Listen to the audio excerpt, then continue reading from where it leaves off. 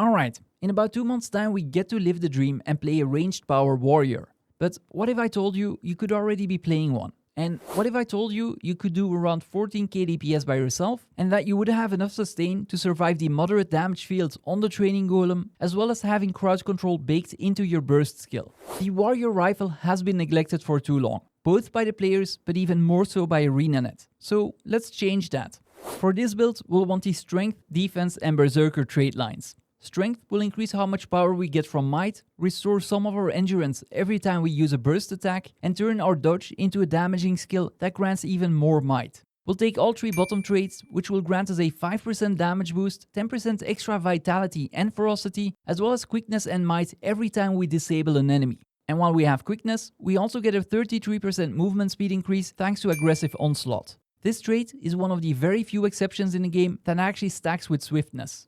Even though we play a berserker, I noticed that we get more damage out of taking aggressive onslaught and combining it with the berserker's blood reaction trait than if we were to take heat to soul and combine that with berserker's power. You could turn this into an even more defensive build by taking heat to soul and might makes right though.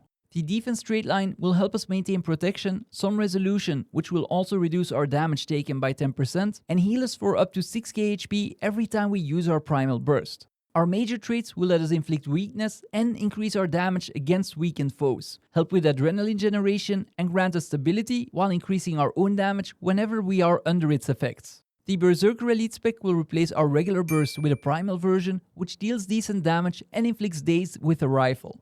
This ironically is a 1500 range attack, which is the same range as the Deadeye's rifle ambush and actually longer than their 2 through 4 skills when they're not kneeling.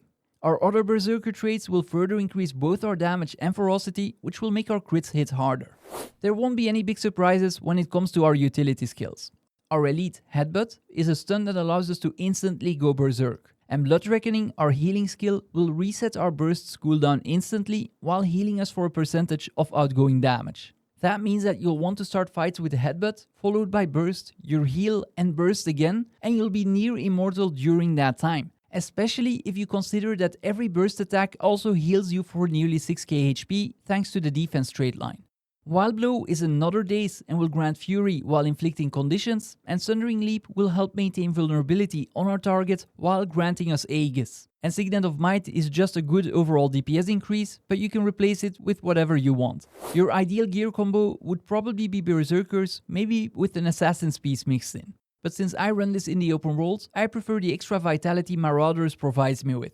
I further lowered some of my potential damage by opting for Runes of the Fireworks to help maintain my 25 stacks of might, quickness, and have as long of an uptime as possible on all of the other boons. The weapon of course is a rifle with sigils of force and impact. As you can see, I'm only playing with rifle. You could further increase your DPS if you were taking a hammer in your second set. Or you could go with a bit of extra support with a staff. If you do choose the latter, note that you will most likely have moments where you will drop quickness though. Our relic of choice is Midnight King, which will grant might and fury every time we disable an enemy. That means every time we use our rifle's burst, rifle 5, wild blow and our elite skill. That's why I also mentioned earlier that you could take Might Makes Right for a super defensive build, as each time you use one of these abilities, you will be healed for every stack of might gained thanks to this relic.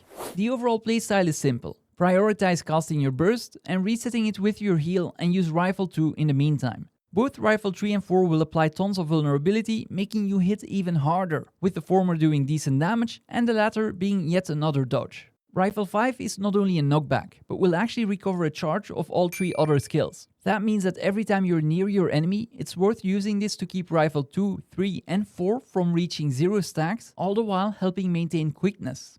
And that's actually it. Rifle Berserker is pretty potent in the open world right now. You have enough damage to shred through regular enemies even without going into Berserk, and enough sustain to tackle champions or even Legendary Bounties. Now before I end this video, I want to ask for your help. Liking and subscribing would help me out tremendously. And who knows, maybe a guide with 9 spear builds will be available during the next beta.